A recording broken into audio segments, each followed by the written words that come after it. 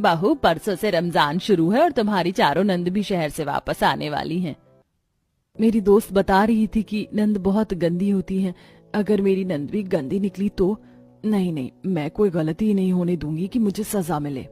अपनी चारों नंद के आने का नाम सुनकर बेचारी महक काफी परेशान हो जाती है और अगले दिन उसकी चारों नंद आ जाती हैं और घर आते ही वो अपनी भाभी के गले लग जाती हैं।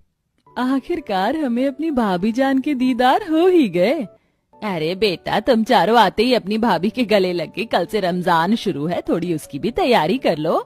महक अपनी सास के कहने पर अपनी चारों नंद के लिए खाना लगाती है और उसकी चारों नंद रमजान की तैयारी करने के लिए खुद राशन, सब्जियां और फल लेकर आती है। और रमजान के पहले दिन महक सुबह जल्दी उठकर रसोई में जाकर खाना बनाने लगती है।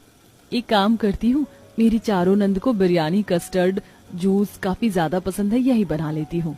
मुस्कान हड़बड़ी में खाना बनाना शुरू करती है और बिरयानी में उससे नमक मसाला ज्यादा गिर जाता है, जिस वजह से वो काफी परेशान हो जाती है और उसे अपने मायके के दिन याद आ जाती है, जब उससे कोई गलती होती थी तो कैसे सजा मिलती थी। करम जली कहीं की, आज हमारी सहरी का पहला दिन है और तूने पहले ही दिन इतना नमक डाल दिया ताकि हम अपना रोजा ना खोल सके। अम्मी ये जानबूझकर ऐसा खाना बनाती है, आज आप इसे ऐसी कड़ी सजा दो कि ये भी अपना रमजान का पहला रोजा ना रख सके। महक को परेशान करने के लिए अब उसकी सौतेली माँ उसके सामने से खाना छीन लेती है और उसे घर के सारे काम करवाती है। बेचारी महक घर के सारे काम करके जैसे ही आराम करने जाती है, महक की सौतेली माँ राशन कार्ड और कुछ पैसे लेकर उसके पास जाती है और उससे कहती है, ये पकड़ राशन कार्ड और कुछ पैसे और जाकर राशन दफ्तर से राशन छुड़ा कर ला। पर अम्मी, राशन दफ्तर तो शाम तक खुला रहता है, अभी बहुत भीड़ है, मैं शाम को राशन ले आऊंगी। अगर दुकान सारी रात भी खुली रहेगी तो भी मैं तुझे इसी वक्त भेजूंगी, और अगर तू भी इस कड़कड़ाती धूप में राशन छुड़ा कर नहीं लाई तो मैं तुझे इसी धूप में नंगे पैर खड़ा कर दूंगी। अब तू बता क्या करना चाहती है।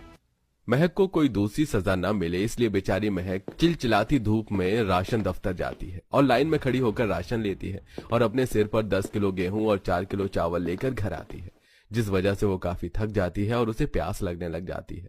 पर उसमें भी उसकी सौतेली माँ और बहन के दिल को शांति नहीं मिलती और वो उसे और परेशान करने के लिए घर के काम थमा देती है। मेरे बहुत सारे गंदे कपड़े रखे हैं, छत पर जाकर उन्हें धो लो। मैं नहीं चाहती कि नीचे घर गंदा हो। पर कौन से गंदे कपड़े? मैंने तो तुम्हारे सारे गंदे कपड़े रात को ही धो दिए थे।